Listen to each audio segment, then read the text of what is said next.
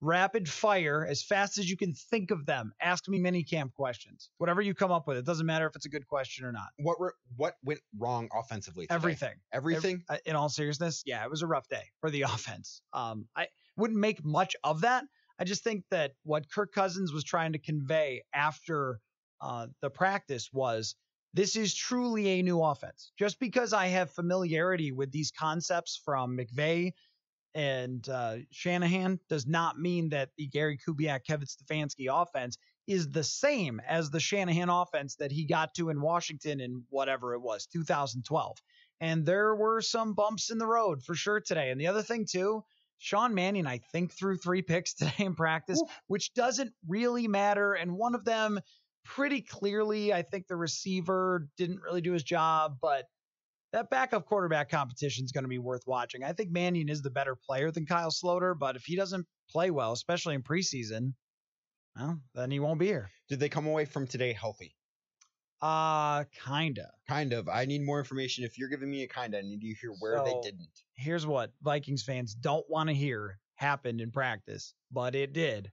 Xavier Rhodes was kind of limping around. And last year, that was all 14 weeks that he played was every game. Xavier Rhodes was limping around. And today, he was standing on the sideline. He was trying to stretch it out and things like that. And then he would go in there and he would run one play and he would kind of half run and then sort of look like he was stretching out in a little bit of pain or whatever. I wonder with him, he's such a big body. The corners are usually not as big as safeties. And that's how big he is if it's going to continue to be an issue. It's only minicamp. He gets 6 weeks off after this, but that's a red flag anytime you see it. Aside from his injury today, how did the defense look? Well, the defense always looks good. I mean, camp and training camp, this defense has been together for so freaking long. Like almost everybody from 2015 is still here, except for retired players like B-Rob and Terrence Newman. They all know the defense super, super well. They communicate super well. It's the same. See, this is the thing about the one advantage to hiring an offensive coach is you get the same offense year after year. Yeah. And usually it takes a spectacular defense for someone to come and take your defensive coordinator. I'm not saying the Vikings made a mistake. They've won a lot of games with Mike Zimmer, but that is just one of the clear advantages. And the defense for the last 2 years in minicamp has just been way better than the offense.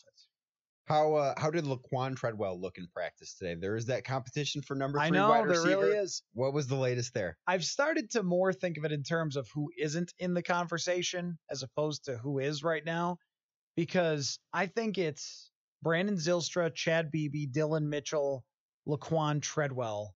Maybe I'm missing somebody, but I think that those guys are going to be the ones that stand out. Somebody like BC Johnson, I don't know, 7th round draft pick. He hasn't really looked like he's stood out a whole lot. Jordan Taylor has not participated. And there was a bunch of articles about how Jordan Taylor is standing out and that sort of thing. But I don't know. I mean, he's got like 20 catches in 2 years with Denver. I mean, it's the same sort of thing as bringing in Tavares King last year. Like, oh, this guy played before. Maybe he's secretly good. Like, maybe. Probably not. You never know. Anything else that was a big deal that came away from today that I have not asked you about as we wrap up this hour here? No, not really. Mike Hughes still working out on the other side of, just they got the thing where they wrap it around his waist and then he runs. It's like a bungee cord thing. But aside from that, no injuries that I could tell. Just that the offense, I think the biggest story is they sputtered, struggled, whatever you want to say, and we'll see what they do tomorrow, but it doesn't make much of a difference. It's just, it tells you that there's a lot of work to be done. So thank you, Danny. Great line of questioning. Appreciate that.